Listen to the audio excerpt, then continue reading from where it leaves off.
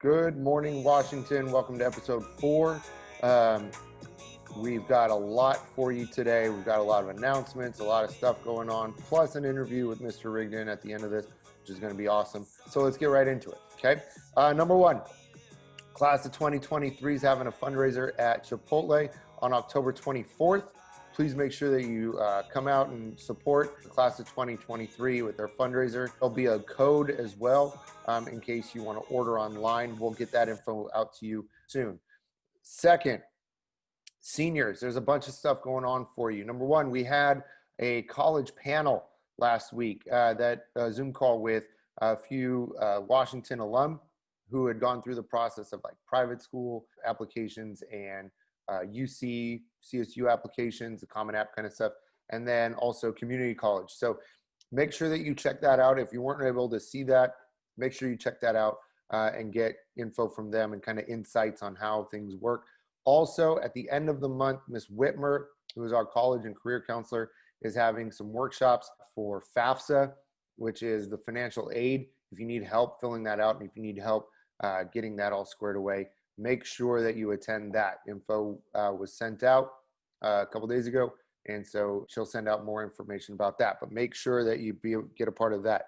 Finally, seniors, book your senior portraits. If you haven't already taken them with Studio One, make sure you book those and get to their studio and get those pictures taken. You have until the end of the year, not the school year, the end of the year. So till the end of December to make sure that you book those and get those photos taken, okay? We want you to sign up for all your clubs. Make sure you get to your clubs, the clubs form, sign up for as many as you wish, be a part of something that you're interested in. And, you know, it's a great way to connect with people even though we're not on campus. Last week, we had you doing Husky art. We wanted you to draw your best Husky. We want you to continue doing that for another week. And then also, for those of you who are designers and stuff like that, we want to see your best t-shirt design for Washington. Let's see what you got. Submit those. It's got, add in all the usuals, Washington, Huskies, orange, black, white, gray, those kinds of color mixtures and all that kind of stuff. Send your designs to fundraising@washingtonasb.com. That's fundraising@washingtonasb.com. We'll pick one that we think is best. We'll make it a shirt. We'll put it in the student store, and people will be able to buy your design. You, in fact, if yours is chosen, we'll get a free copy of your design on a shirt as well. So awesome stuff, and we just want to see what you got. Speaking of t-shirts, we've got the class t-shirts that are available all this month. In fact, it's going to lead into the middle of November. Okay, so buy your class t-shirts. Those will be available in the student store until November 15th. They look great. Little different this year. We decided to make the class t-shirts relevant to your skit, okay, or your skit theme, what it would be during Spirit Week, okay? So go check those out. They act as fundraisers also for your club, so for your class. So by all means, support them away, okay? We have, let's see, what else we got? I got tons of notes here. We've got at the end of the month, we've got a breast cancer awareness week coming up at the last full week of October. We've got a bunch of activities as well as a fundraiser built in for that. We want to make sure that you check out also our Spotify playlists. A little while back, we asked you to submit your favorite songs in different genres. We've taken those, made them into playlists so that you can listen to them on our Spotify playlist free. WHSASB is the username, so go ahead, check those out. All different genres, stuff to listen to while maybe you're doing asynchronous or cleaning up or whatever you're doing. Some good music to listen to there. Finally, just make sure that you follow us on Instagram. Make sure that at Husky Country, make sure that maybe you subscribe to the YouTube channel, and for also Husky Country for all the videos that we make. We also post this not just on YouTube, but we also post this on IGTV. So multiple ways to see it, multiple ways to interact and have fun. Finally, before we get to the interview, we've got 2 polls again for you. Do you like rainy or sunny weather? Okay, we're kind of in the middle of that. It's kind of warm still, but the rain's coming. And then kind of what do you do between your two classes? You're in those passing periods. Obviously, passing periods this year are a little longer, usually 6 minutes. Now it's 10. Are we taking quick cat naps? Are we getting food? Are we getting some fresh air? What are we doing in those 10 minutes in that time frame? So those two polls, tons of stuff going on. If you need any more information, check out our website, www.washingtonasb.com, for all the information that you need. Okay.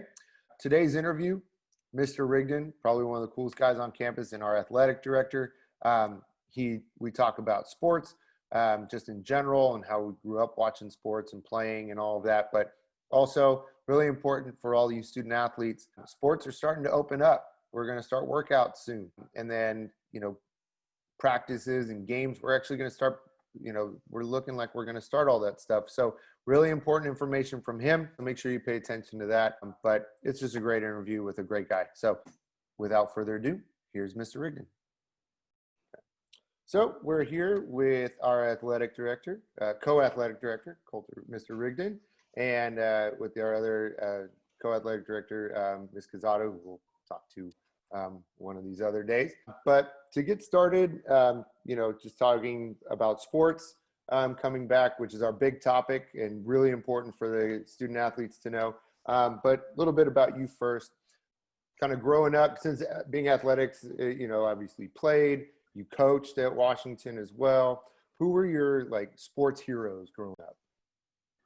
Yeah, I had so many, and I'm trying to think of who stood out the most. And I think even at an early age, I was always tied and loved the history of sports. So I studied, even at a young age, I was studying the history of sports. And so Jackie Robinson was always someone that stood out, and always someone that I really admired, even at a really young age. And, with Little League, back then you didn't have personalized numbers. They had numbers 1 through 15. Yeah. So you can never be number 42. Right. But Jackie Robinson, and then Raiders running back Marcus Allen and Bo Jackson. Mm-hmm. And then favorite of all time, Michael Jordan. There you go. So Michael Jordan's rookie year was my first year in CYO basketball. So just kind of, I got to kind of follow him as I was starting to play basketball myself. So nice. Those are my favorites of all time. Cool. Very cool. And do you find it changing, and especially with the boys, your two young ones, are they starting to have sports heroes as well as they're watching sports these days too? Yeah, we have on our wall, so in their game room, they have they have Steph Curry posters, and the Fatheads and Klay Thompson and Derek Carr and Buster Posey. So they know all those, and they're still not quite getting into it. I think they're a little bit slower than I was in terms of getting into sports, but they're way better at most other things, and way more involved in most other things than I was at that age. Yeah. But they're getting the early heroes. They know the Giants, the Warriors, and the Raiders, and so on. That's fun. That's always fun. So I've heard you, when we talk to parents, usually activities and then athletics, or athletics then activities, we always follow each other in those big meetings. A couple things that you point out and I think are really important to know about sports is the first thing is kind of the vision for Washington athletics being student first, athlete second. Where does that come from, and why is that such a big aspect for you, specifically as athletic director? Well, I want to preface this with our student athletes in my time here, either as a coach or as athletic director, our student athletes have always done a great job of being students first and athletes second, and really taking care of business inside of the classroom. And, we love all those accomplishments that we have in the field of play, whether it's, undefeated seasons, championship seasons, NCS runs. And believe me, we don't want to diminish those or make light of those. Those are awesome, and we truly appreciate those. But academics comes first. And for our student athletes, we've been blessed here at Washington, and we've had multiple Division I athletes, Division II athletes over the last 10 years. We have DeAndre Carter, in the NFL right now with the Houston Texans, class of 2011. We have Stephen Kwan, class of 2015 with the Indians. And then a few years ago, led by Mary Askew, we had 6 D1 athletes, I believe the class of 2017 or 2018. That class itself had 6 Division I athletes. And that's fascinating. And that's such the, when you look at statistically, that's such the anomaly to have that many Division I athletes. But what's most important out of all that is that regardless of where they're going next, is that they're actually prepared to academically to go into those schools. Right. Whether it's Quan going to Oregon State or, Askew going to Indiana, they were actually academically prepared to go into those settings. And so that's what we really strive for. Just like how academically and as a campus, we strive to make sure that they are prepared to go into a CSU or UC if they choose to. We want to provide that same opportunity athletically as well. And if they do have an opportunity to play their sport at any of the levels, JC, D1, D2, D3, NAI, whatever it may be, is that they're academically prepared first. And we know that statistically, that's going to lead them more towards their long-term future as well. Right. Great. I think another aspect that I've heard, and you and I think have talked about it, privately, just you and me, about the idea of multiple sport athlete versus single sport year round. Where do you where do you land on that, and what's the reasoning behind that? Yeah, that's a really difficult question. It's just it's such a kind of a generational topic. Yeah. I feel like I'm getting older and older and older, and Yep. so I'm turning into the get off my lawn old man. But back in my day, yeah. Exactly, right. Back in my day, but it's a difficult question because growing up, in my youth, and we played multiple sports, and you went from one season to the next. Whatever the sports were, but for me specifically, it was football, basketball, and then baseball. And then you have summer, and you try and participate as much as you can throughout the summer in all of those programs. And then late July, early August, you're back into football season, and you just kind of go season to season. And that was pretty much the standard. And as we've transitioned, we've had more and more student athletes that at a younger age, even before they're getting into high school now, they're focusing on one sport primarily. And there's a lot of pros to that. There's a lot of cons to that too. Personally, I like when high school athletes participate in multiple sports because I think it broadens their experience and also gives them opportunities to make different friends, different groups of friends, and then make as many memories as possible. We know the students don't realize it right now, but we know how fast those 4 years go. Yeah. And playing multiple sports or participating in multiple extracurricular activities, regardless if they're athletics or not, it makes a more comprehensive experience. Yeah. I'm not saying that there's not positive benefits from coming from one sport athletes. They are. I mean, if you look at some of the athletes that are coming out of the high school level that are playing focused on one sport for years now, they're exceptional, right? But I recently read an article with Joe Montana and Aaron Rodgers, and they talked about specifically how playing basketball and baseball helped them on the football field.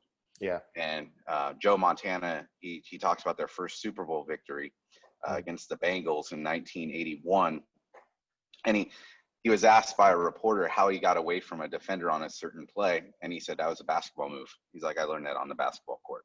Yeah. And so I think there's an emphasis a lot to focus on one sport, but I do think that breaking it up and learning, it actually does, playing other sports does actually help the sport that you enjoy the most. Right. And then also, I am scared or weary of, specifically from my history, baseball players playing all year round. Stories of 12-year-olds having Tommy John surgery now because they're throwing the ball, all year round. So, that's just my opinion, and I think it's up to the family and the student athletes to determine what's best for them in their particular case. Yeah. But me personally, I would love if athletes went out for multiple sports and had that really broad high school experience. Yeah. Very cool. So, okay. So in a year of craziness but also an attempt for some kind of routine and normalcy, we've actually got word that sports is actually going to start to happen. So what's that going to look like this year for our student athletes? Yeah, I know. I know. There's a lot to it, I'm sure. But yeah, like with everything, it yeah. remains extremely fluid. Yeah. But we do have a couple of dates that we are working with now, and that was coming from July. Obviously March, and it was so heartbreaking to see the sports season in the spring come to a screeching halt unexpectedly. Yeah. And not going to get into personal opinions on who thinks that was right, who thinks that was wrong, whatever it may be, but it was the hand that those seniors and those athletes were dealt with. It was heartbreaking to see that, but at the same time, going through the summer and trying to figure out what can we do for these upcoming school year and provide our student athletes with the as close to a normal high school experience as possible. Right. And so in keeping that in mind, CIF, NCS in late July, they set out an athletic calendar for this upcoming sports season. Now they always do their sports dates. They always, the state CIF and our regional governing body NCS, they always dictate our dates, our start dates, our end dates, our playoff dates, and so on. So that wasn't normal. What was different this year is that they decided to combine 2 seasons. So rather than having 3 traditional seasons of sport, we're going to have 2 seasons of sport. So we'll have what they're calling the fall season, which begins December 7th, and that'll go through February. And then we're having what they're called now is our spring season, and all of the rest of the sports are in the spring season. So, wow. Yeah. So, for the first time ever, there's boys and girls basketball and softball and baseball, for example, are in the same exact season. And those are sports where traditionally you'd have, someone would play basketball and go to baseball, or girls soccer would go from girls soccer to softball. And now those seasons are going to be combined. So some student athletes and some families are going to have to make some difficult decisions with that in terms of how that season is going to look. But the good news, the silver lining here, is that we are able, as of right now, to still offer all the sports that we've had in the years past. That's great. That's what was most important. Now, what that looks like as we continue to go through this, who knows what can change. But as of now, we are scheduled to start our fall season. So cheer, football, boys and girls water polo, boys and girls volleyball, and cross country. Those sports are all scheduled to start December 7th. Okay. And then last night, we just received word, our board did approve our pod-based workouts. Perfect. So our students will start working out on Monday. There's going to be a lot of information going out to students now that it is board approved. But they will start working out on Monday in pods of 11 student athletes. And that'll start Monday. So please be on the lookout for your School Loop news section and your School Loop emails as information comes out to you over the next few days. Yeah, and we'll be ready to blast it out there too for all the, because I know we've talked also, like, I don't remember, I think it's close to 50% of the students on campus play some kind of sport or something like that, right? It's a high we have a high number of student athletes, so this is definitely going to be something that they're all going to look forward to. When they hear things open up and we can start working out and getting ready for hopefully a season in December and then another season for the spring. That's awesome. Yeah, and just one of the things about the CIF deciding to only have the 2 seasons. So we do have a little bit of built-in flexibility. So if first do not go as planned from now till December 7th, we can still postpone until after the new year, after winter break, and still squeeze in those 2 seasons. Now, obviously, they're going to be condensed, but at least there is some built-in contingency plan if our county and our state is not in a better place by December 7th. Makes sense. Makes sense. Okay. Well, that's good news. That's all good Yeah. news. That's great. That's all. I know Yeah. that's a lot of work for you and for Ms. Quezada to get all of the and for the coaches to get ready, but a ton of work in me thinking about it is a ton of work on this case is better than sitting back and just nothing's going on. So that's great. That's awesome. Thank you. Okay, so I wanted to bring this up because this is also something that I know we've talked about is music, and you, I think being across the hall from you for so many years, listening to all the music going on, whether it was you across the hall playing your music or Mr. McLeod next door playing his piano in the morning and waking us up with those tunes. From your room, it was always, it seemed to be a lot of 80s, which great. I think that decade of music is just wonderful. I originally, when I asked you this question, I was going to ask you for your top 5, but I'm actually going to make it even harder for you. Top song, ready, go. Oh, there's no way to answer a top song. I'm gonna do this. I'm gonna cheat because with music, you probably knew that if you confine me to one, I know. I would cheat somehow. You would try to figure out a loophole. Yeah. Yeah. So I'll just be up for it. I'm not gonna. So I'm gonna make it somewhat personal. And so 2 songs. Growing up, one specifically for my mom. So whenever I want to think about my mom, think back to our memories, I think I put on Gypsy by Fleetwood Mac. Okay. That was her favorite song, and that's a song that we listen to over and over on car drives. So we have Gypsy by Fleetwood Mac for my mom, and then for my dad, when I want to think back to great times with my dad, I put on Born to Run by Bruce Springsteen, and think back to all the car drives and all the times we had while listening to the whole Born to Run album, but specifically the song Born to Run by Bruce Springsteen. And then I have so many different routes I could go, but I'm gonna so for walk up song, I like that suggestion. So for walk up song, just the first like 20 seconds for a walk up song, I would put on Dump Weed by Blink-182. Okay, I like it.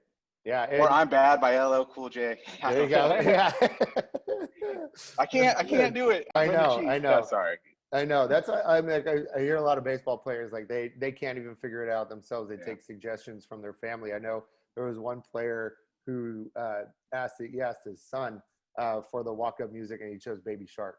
So they just played Baby Shark the whole time for every time we walked up, which was great. That's awesome. Yeah, I would say Take on Me by a-ha, but Michael Morse for the Giants, he used that, which I thought was so awesome. So Michael Morse using Take on Me during that 2014 World Series run was awesome.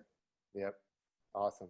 Well, I appreciate it. Thank you for giving us some time to dive a little bit into Mr. Rigdon himself, and then also the sports and the athletic program starting to ramp up and really make it. I think when we start to have practices, when we start to see the fields full and the gym open and people going to practices and games and all of that kind of stuff, it's going to start to feel more like we're closer and getting closer and closer back to campus, so I think it's a big piece and an important piece and something we're all looking forward to. So thank you. Any little piece of normalcy for in these times is a welcomed addition. So thank you. All right. Thank you, Mr. Rigdon. We'll see you later. All right. Bye, everybody. Bye. Bye. Thank you. Enjoy this view, yeah, we live